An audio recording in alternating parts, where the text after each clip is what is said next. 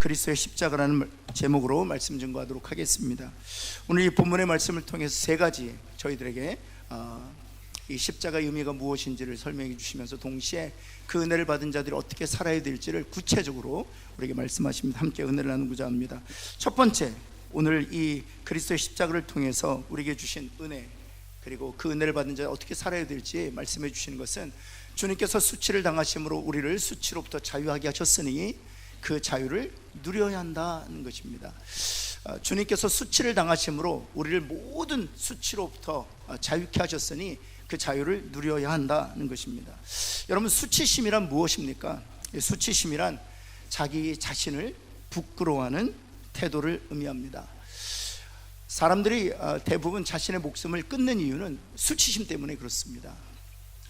죄를 지어서가 아니고요, 그 죄를 지은 자신의 모습이 부끄럽기 때문에, 자신의 모습을 견딜 수 없어서 스스로 자신의 생명을 해하는 것이 바로 자살로 나타나는 것입니다. 그래서 대부분의 사람들이 자살에 이르게 되는 이유가 있다면 그건 수치심입니다. 자기를 부끄러워하기 때문에 그런 것이죠. 여러분, 언제 인간은 이 수치심을 느끼는가? 죄를 지을 때 이 수치심을 느낍니다. 특별히 죄가 발각되었을 때, 죄가 들통났을 때 얼굴이 빨개지면서 부끄러움과 수치심을 느끼게 됩니다.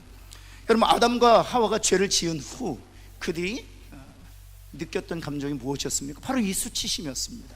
그 수치심 때문에 무화과 나무로 자신의 그 부끄러움을 가리려고 했던 것이죠. 여러분, 다윗이 죄를 짓고 나단에 의해서 그 죄가 드러났을 때 그는 부끄러워서 어찌할 수가 없었습니다.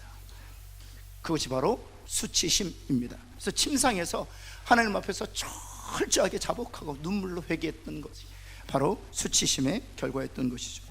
여러분, 베드로가 예수님을 저주하고 부인했습니다. 닭이 2번. 그때 성경이 이렇게 통곡하여 심히 울더라. 자신의 그 수치스러운 모습을 발견해서 통곡하여 울었던 것입니다. 그리고 그 수치심을 견딜 수가 없어서 철저히 자신의 고향으로 숨어들었던 것입니다. 여러분, 커트 톰슨이라는 사람은 이 수치심에 대해서 이렇게 이야기하고 있습니다. 수치심이야말로 악이 우리의 육과 혼과 영을 파괴하기 위해 적극적으로 활용하는 무기다. 우리의 육과 혼과 영을 파괴하는 무기가 있다면 그것은 바로 수치심이다는 것입니다. 여러분, 그래서 주님께서 하신 일이 무엇입니까? 주님께서 하신 일이 오늘 우리가 읽었던 본문의 마가복음 15장 19절 말씀 한번 볼까요? 갈대로 그의 머리를 치며 침을 뱉었다는 것입니다. 유대인들에게 있어서 가장 수치감을 주는 것이 바로 침을 뱉는 것입니다. 여러분, 우리 주님은 성부 하나님이셨습니다. 왕 중의 왕이셨습니다. 천지를 창조하셨던 분이었습니다. 갈대로 머리를 치셨을 뿐만 아니라 침을 뱉음으로 멸시하고 모욕감을 주므로 그 스스로를 부끄럽게 만들었다는 것입니다. 그 존재 자체에 대해서 수치감을 가지게 했다는 것이죠.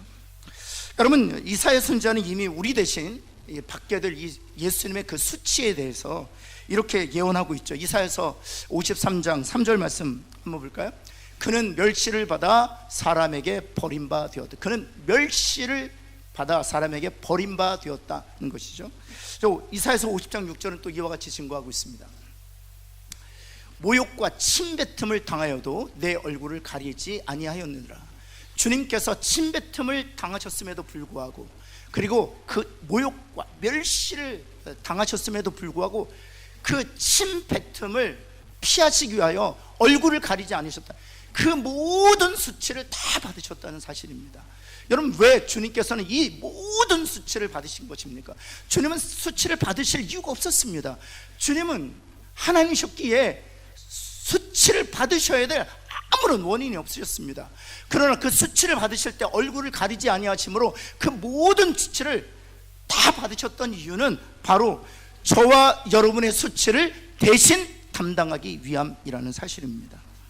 사랑하는 성도 여러분, 오늘 그래서 이 마가복음 15장을 통해서 우리에게 주시는 하나님께서 첫 번째 은혜가 있다면, 우리가 죄로 말미암아 부끄러움을 당하여 마땅하지만 우리가 우리 자신의 존재를 보면서 수치심에 부끄러움으로 얼굴을 들 수 없는 그런 존재지만 기억하라는 것입니다. 우리 주님이 우리가 받아야 될 그 모든 수치를 다 받으셨기에, 남김없이 다 받으셨기에 자유하라는 것입니다. 사랑하는 성도 여러분, 자유하실 수 있기를 예수 그리스도 여러분을 축원합니다. 사단은요, 우리의 과거의 지은 죄를 꺼내어서 우리를 수치스럽게 합니다. 사람들을 동원해서 우리를 수치스럽고 부끄럽게 하려고 합니다. 때로는 배우자를 격동해서 수치스럽게 하려고 합니다. 심지어는 지체들을 사단이 격동해서 부끄럽게 하려고 합니다. 그 존재 자체를 공격하는, 그 인격 자체를 공격하는 것입니다. 너는 쓸모없어, 너는 형편없는 존재야, 너는 죽어 마땅해, 그런 것이죠. 너는 이 세상에 존재할 가치가 없어. 그것이 바로 사단이 사람들을 격동하고 우리 자신을 격동해서 우리 스스로에 대한 결정을 하게 하는 것이죠. 그래서 주님께서 말씀하시는 거예요. 내가 그 수치를 다 당했으니, 내가 그 수치를 받기 위하여 내가 얼굴을 가리지 아니하, 그 모든 수치를 내가 담당했으니 자유하라는 것입니다. 여러분, 이것은 무엇을 얘기하는 것입니까? 죄를 지어도 부끄러움을 모르는 자가 되라는 것입니까? 아니에요. 우리는 여전히 육체 가운데 죄가 있어서 여전히 수치로부터 자유함을 얻었지만 여전히 그 죄가 주는 부끄러움과 수치를 안고 살 수밖에 없는 존재입니다. 그래서 하나님께서 우리에게 권면하시는, 거룩하라 말씀하시는 거예요. 왜냐하면 진정으로 거룩할 때, 신분적 거룩이 아니라 실제로 거룩할 때 우리가 그 수치로움과 부끄러움부터 자유할 수 있기 때문입니다. 그러나 불가능합니다. 육체 안에 여전히 죄가 있어서 우리가 원하는 선을 행하지 아니하고 도리어 미워하는 악을 행하기 때문에 그 죄가 드러날 때마다 우리는 우리 자신을 부끄럽게 여길 수밖에 없는 것이죠. 그래서 하나님의 백성들에게 말씀하시는, 거룩하게 살다가 죄로 인해 실패했을 때 그 죄로 인하여 수치감으로 좌절하거나 낙심하거나 인생을 포기하지 말라고 말씀하시는 거예요. 우리 주님이 십자가에서 내가 짊어지고 그 수치를 다 담당했으니 다시 그 수치의 자리에서 일어나서 거룩의 삶을 향하여 나아가라 고 말씀하시는 거예요. 여러분, 다윗이 자신의 죄가 드러났을 때 수치심으로 인하여 하나님 앞에 철저히 회개했습니다. 그러나 그 수치심으로 인해서 자신의 인생을 포기했습니까? 자신의 왕직을 내려놓았습니까? 그 수치심으로 인해서 좌절했습니까? 낙심했습니까? 아니에요. 철저히 그 수치심이 동기가 되어서 하나님 앞에 회개한 이후에 다시 왕직을 거룩하게 수행했어요. 그래서 메시아의 조상의 기능을 감당했단 말이죠. 사랑하는 성도 여러분, 거룩하게 사시는 은혜가 저와 여러분에게 있기를 간절히 소원합니다. 하지만 실패했을지라도 그것 때문에 인생을 포기하거나 그것 때문에 다른 사람을 정죄하기보다는 우리 스스로 다시 거룩함을 향하여 일어서는 그런 하나님의 사람들 되시기를 예수 그리스도는 축원합니다.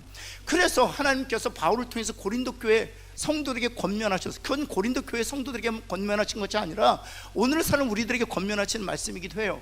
고린도 교회 성도들의 성편이 어떠했습니까?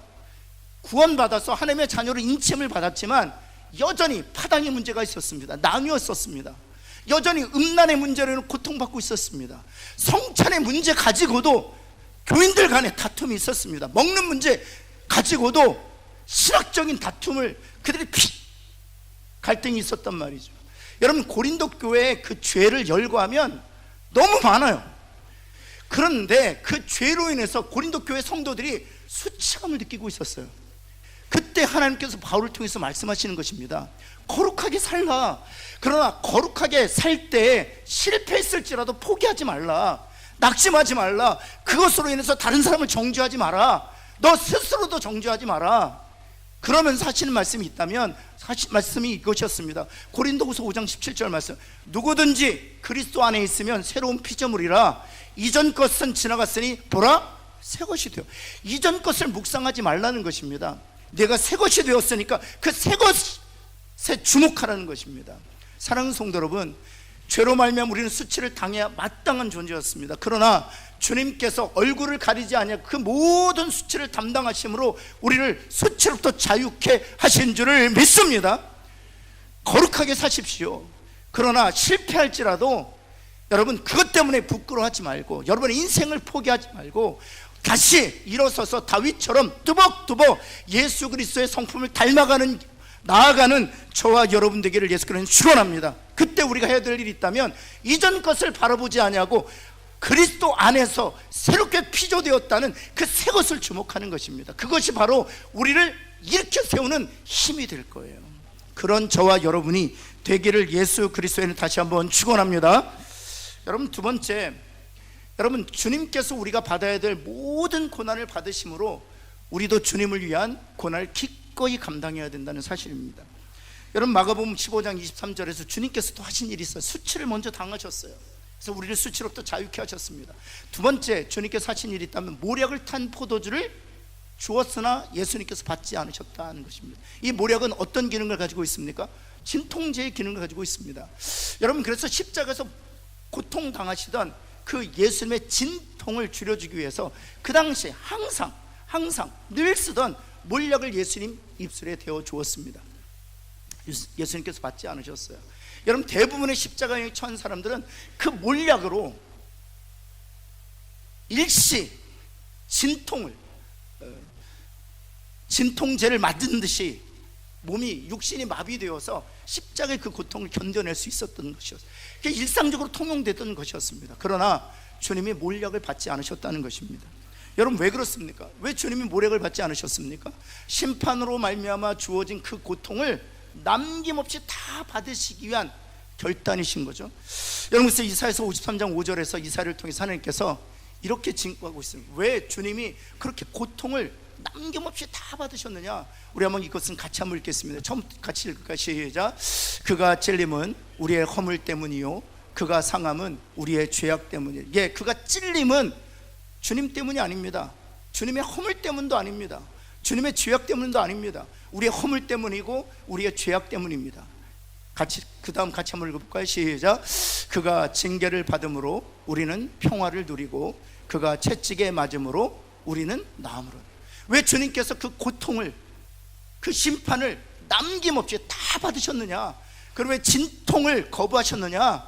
바로 우리가 받아야 될 모든 징계를 남김없이 다 받으심으로 우리에게 평화를 주시기 위함이라는 사실입니다.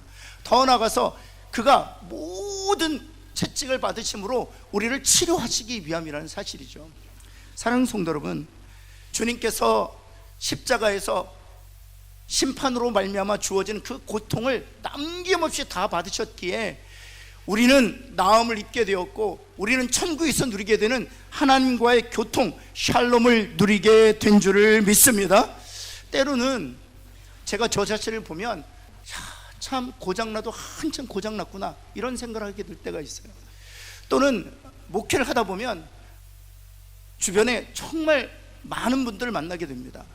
그리고 아무 일도 아닌 것 때문에 다투고 아무것도 아닌 일에 시기하고 아무것도 아닌 일에 갈등하는 것을 보면 정말 우리 사람은 죄로 말미암아 고장난 게 분명하다 이런 생각을 하게 돼요. 여러분 그런데 오늘 이 말씀을 통해서 우리에게 주시는 그 은혜가 하나 있어요. 비록 죄로 말미암아 고장났지만 그 죄로 말미암아 고장난 인생들이 지불해야 될 그 모든 고통을 주님께서 받으심으로 말미암아 우리를 낫게 하셨다는 사실이에요. 사랑하는 성도 여러분, 그 확신을 가지고 사는 저와 여러분 되기를 예수 그리스도에는 축원합니다. 내가 죄로 말미암아 고장났었지만 예수님께서 십자가에서 그 모든 고장난 대가를 지불하심으로 말미암아 내가 나음을 얻었다, 그런 확신을 가지고 사는 저와 여러분 되기를 다시 한번 예수 그리스도에는 축원합니다. 그렇다면 우리가 어떻게 살아야 될까? 어떻게 살아야 될까? 우리도 주님을 위한 고난을 기꺼이 감당해야 된다는 사실입니다. 주님께서 그 고통으로부터 우리를 자유케 하시고 그 고난을 남김없이 받으셨으니 우리도 주님을 위한 고난이라면 기꺼이 감당할 수 있어야 되겠다는 사실입니다. 여러분 골로새 1장 24절 말씀 볼까요? 바울의 고백입니다. 우리 한번 노란색으로 하이라이트된 부분 같이 한번 읽을까요? 시작. 그리스도의 남은 고난을 그의 몸된 교회를 위하여 내 육체에 채운다. 그리스도의 남은 고난이란 무엇을 의미하는 것입니까? 바로 그리스도를 위하여 복음을 위하여 받게 되는 고난을 의미하는 것이죠. 그리스도의 몸된 교회를 위하여 내 육체에 채운다는 것입니다. 구체적으로 사도 바울이 받았던 복음을 위한, 주님을 위한 고난이 무엇이었습니까? 고린도후서 11장 24절 27절에는 이렇게 기록되어 있습니다. 유대인들에게 40에 하나 감한매를 5번 맞았으며, 25절 말씀에 보면 3번 태장으로 맞고 1번 돌로 맞고 3번 파선하고 일주야를 깊은 바다에서 지냈으며, 26절 보면 여러 번 여행하면서 강의 위험과 강도의 위험과 동족의 위험과 이방인의 위험과 신의 위험과 광야의 위험과 바다의 위험과 거짓 형제 중에 위험을 당하고, 27절 마지막 보면 또 수고하고 애쓰고 여러 번 자지 못하고 줄이며 목마르고 여러 번 굶고 춥고 헛벗었더라. 이것이 다 주님을 위하여, 또 교회를 위하여 자시 육체에 채웠던 그리스도의 남은 고난이었어요. 사랑하는 성도 여러분, 십자가에서 우리의 고통의 짐을 벗겨주시게 하여 또 우리를 치료하시고 회복시키고 온전케 하셔 그 모든 고난을 받으셨던 주님을 생각하면서 그리스도의 남은 고난, 그리스도의 복음을 위하여, 또 그리스도를 위하여 우리가 받아야 될 고난이라면 기꺼이 감당하는 저와 여러분 되기를 예수 그리스도의 이름으로 축원합니다. 여러분, 마지막 3번째는요, 주님께서 십자가에 달리심으로 우리를 위해 구원해 주셨으니 물질이 아니라 주님을 위해 살아야 한다는 사실이죠. 여러분, 십자가에는 여러 가지 의미가 있습니다. 십자가는 여러 가지 의미가 있습니다. 그 중에 3가지만 살펴보면, 첫 번째 한번 보실까요? 십자가에서 흘리신 보혈의 피를, 여러분, 이 피는 어떤 의미를 가지고 있습니까? 우리가 잘 아는 것처럼 우리 마태복음 26장 27절 28절 한번 볼까요? 또 잔을 가지사 감사기도를 하시고 그들에게 주시며 이르시되 너희가 다 이것을 마시라. 이것은 같이 읽겠습니다. 시작. 죄사함을 얻게 하려고 많은 사람을 위하여 흘리는 바 나의 피 곧 언약의 피. 예수님께서 십자가에서 마지막 한 방울까지 피를 다 쏟아주셨어요. 그 피는 우리의 죄를 사하기 위하여 주님께서 흘리신 피라고 주님께서 분명히 증거해 주셨습니다. 그래서 사도 바울을 통해 하나님께서 이렇게 증거하시죠. 에베소 1장 7절 말씀 우리 한번 같이 한번 읽겠습니다. 우리는 그리스도 안에서 그의 은혜의 풍성함을 따라 그의 피로 말미암아 속량 곧 죄사함을 받. 주님께서 십자가에서 흘려주신 보혈의 피로 말미암아 우리의 과거와 현재와 미래의 모든 죄가 깨끗이 그리고 영원히 씻어진 줄을 믿습니다. 그것이 주님께서 십자가에 흘려주신 보혈의 능력이에요. 그래서 우리가 찬양하지 않습니까? 주의 보혈 능력이 또다 주의 피 믿으오. 그래서 우리가 주의 보혈의 능력을 찬송하는 것이죠. 여러분, 두 번째, 주님이 십자가에 달리신 십자가가 또 중요한 의미를 가지고 있습니다. 여러분, 주님이 달리신 십자가는 나무이지요. 여러분, 갈라디아서 3장 13절에서 주님이 달리신 십자가 그 나무에 대해서 이렇게 증거하고 있습니다. 같이 한번 읽겠습니다. 시작.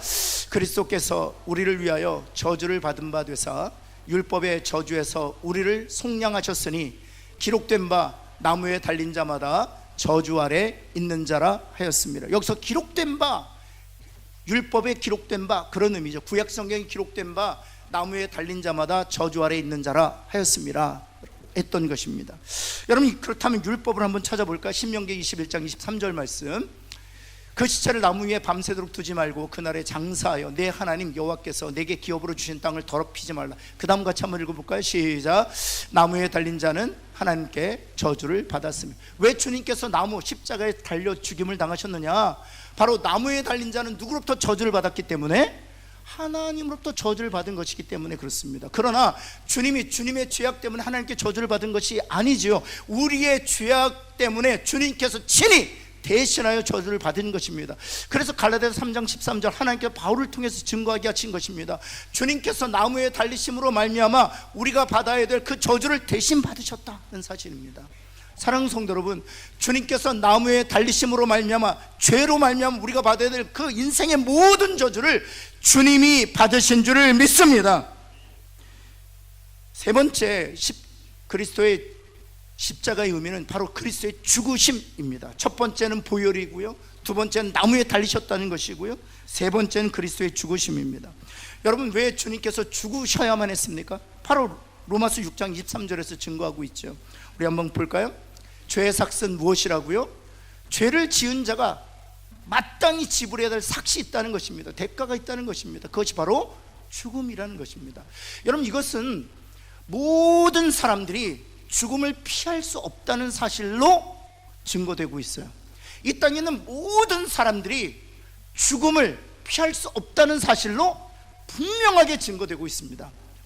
여러분, 이 땅에 있는 사람들 중에 단 한 사람도 죽지 아니할 수 있다면 성경에 오류가 있음을 밝혀낼 수 있어요. 그런데 이 땅에 있는 모든 사람이 죽음을 당하고 있다는 이유는 바로 성경 말씀을 확증해 주고 있는 것입니다. 왜입니까?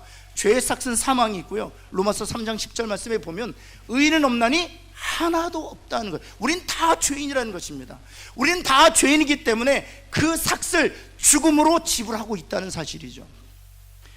여러분, 그래서 주님께서 저와 여러분 대신 십자가에서 죽으심을 당한 것입니다. 여러분, 주님께서 죽으심으로 말미암아 우리가 지불해야 될 모든 죄값을 지불하시고 십자가 주님께서 말씀하셨습니다. 다 이루었다 말씀하셨어요. 주님께서 십자가에서 다 이루심으로 말미암아 죽음의 값, 죄의 값을 다 지불하셔서 우리가 사망의 길을 가고 있었지만 생명의 길로 옮겨전 줄을 믿습니다. 여러분, 이와 같이 십자가는 다양한 면을 가지고 있습니다. 첫 번째, 그리스도의 보혈로 말미암아 우리가 죄 사함을 얻게 되었고, 주님께서 나무에 달리심으로 말미암아 우리가 받아야 될 그 모든 저주를 대신 주님이 담당하심으로 우리를 저주로부터 자유케 하셨고, 더 나아가서 주님이 죽으심으로 말미암아 죄값을 대신 지불하심으로 우리가 영생을 누리게 되었다는 사실이에요. 여러분, 이와 같이 주님의 십자가 이렇게 다양한 면이 있습니다. 왜 그럴까요? 주님의 십자가 이게 다양한 면이 있는 것은 주님께서 우리에게 이렇게 말씀하시는 것입니다. 내가 너를 완전히 구원했다는 뜻이에요. 단 하나의 부분도 모자람이 없이 완벽하게 너를 건져냈다는 거예요. 보혈로 너의 죄를 완전히 씻었고, 내가 받아야 될 모든 저주를 내가 대신 받았고, 더 나아가서 내가 죄로 말미암아 지불해야 될 모든 죄값을 내가 완전히 지불함으로 너를 사망에서 생명으로 옮겼다. 모든 면에서 너를 완벽하게, 그리고 완전히 온전히 구원했다, 우리에게 말씀하시기 위함이에요. 사랑하는 성도 여러분, 십자가에서 주님이 다 이루셨고 우리를 온전히 건져내시고 온전히 구원하셨음을 믿는 저와 여러분 되기를 예수님을 다시 한번 축원합니다. 여러분, 그런 은혜를 받은 강력한 증거가 누구냐 하면 바로 예수님 옆에 달렸던 강도입니다. 여러분, 예수님 옆에 달렸던 강도는 아무것도 한 일이 없어요.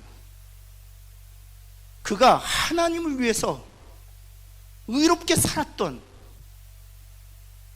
그 챕터를 찾을 수가 없어요. 아니, 하나님을 위해서라기보다는 사람들과의 관계에서도 선한 일을 한 적이 없어요. 그는 강도였습니다. 자신의 탐심과 탐욕을 채우기 위하여 다른 사람의 생명을 약탈하던 것을 직으로 삼았던 사람이에요. 그런데 그가 낙원에 이르게 되었습니다. 이것은 무엇을 얘기하는 것입니까? 그리스도께서 흘려주신 보혈로 그의 죄를 완전히 씻으시고 그가 받아야 될 모든 저주를 주님이 대신 받으심으로 저주로부터 그를 자유케 하시고, 그가 지은 죄로 말미암아 지불해야 될 모든 죄값, 죽음을 주님께서 단번에 치르심으로 말미암아 사망에 있었던 그들을 생명으로 옮겨 그를 온전하게 구원하셨다는 것이에요. 사랑하는 성도 여러분, 우리는 강도 같은 자일지 몰라요. 그런데 여러분, 우리에게 주시는 복음이 여기에 있습니다. 기쁜 소식이 있습니다. 주님이 강도 같은 나를 위하여 보혈의 피를 흘려주시고 저주를 받으시고 더 나아가 죄값 죽음을 지불하심으로 우리를 온전히 구원하신 줄을 믿습니다. 여러분, 그렇다면 우리가 어떻게 살아야 될까요? 이런 큰 은혜를 받은 우리가 어떻게 살아야 될까요? 여러분, 마가복음 15장 24절 우리가 마지막 읽었던 본문에 보면은요, 여러분, 십자가에 가장 가까이 있었던 사람들이 있었습니다. 정말 십자가에 가장 가까이 있었던 사람들이 있었어요. 그들은 바로 로마 군병들이었습니다. 십자가의 못을 박았기 때문에 십자가에 가장 가까이 있었어요. 그리고 거기서 그 로마 군병들이 무엇을 합니까? 그 옷을 나눌, 누가 어느 것을 가질까요? 제비를 뽑았다는 것입니다. 여러분, 무엇을 말하는 것입니까? 십자가 앞에서 그들이 보여준 반응은 여전히 세상의 것에 대한 탐욕과 탐심이에요. 여러분, 그들은 거듭나지 않은 사람들이기 때문에 어쩌면 당연할지 모르겠어요. 그런데 이 말씀이 우리에게 어떤 도전을 주는 것입니까? 우리는 그 은혜를 알아요. 그 십자가로 말미암아 주어진 그 큰 은혜와 그 크신 긍휼과 그 큰 사랑을 알아요. 그것을 알진데 우리는 여전히 로마 군병들처럼 세상의 것을 탐하면서 살고 있지는 않는지 우리 자신을 돌이켜보아야 한다는 사실이죠. 그래서 주님이 말씀하시는 것입니다.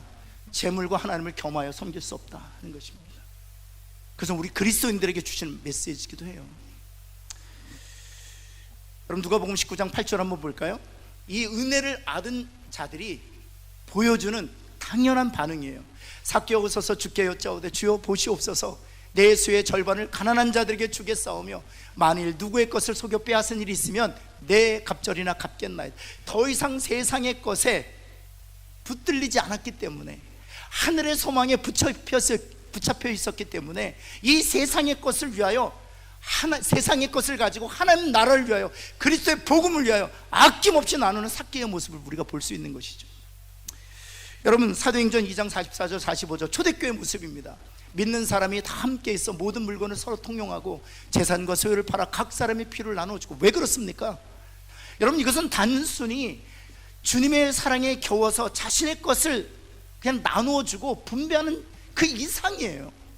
무엇을 얘기해? 이 세상의 것에 더 이상 창념하지 않기 때문입니다. 그래서 오히려 이 세상의 것들을 가지고 주의 나라를 확장하고 이 세상의 것을 가지고 그리스도의 복음을 증거하는 일에 전념한 결과인 것이죠. 사랑하는 성도 여러분, 은혜를 받은 자로서 이 세상의 것을 가지고 주님을 위하여 헌신할 수 있는 그런 진정한 하나님의 사람들 다 되시기를 예수 그리스도의 이름으로 축원합니다.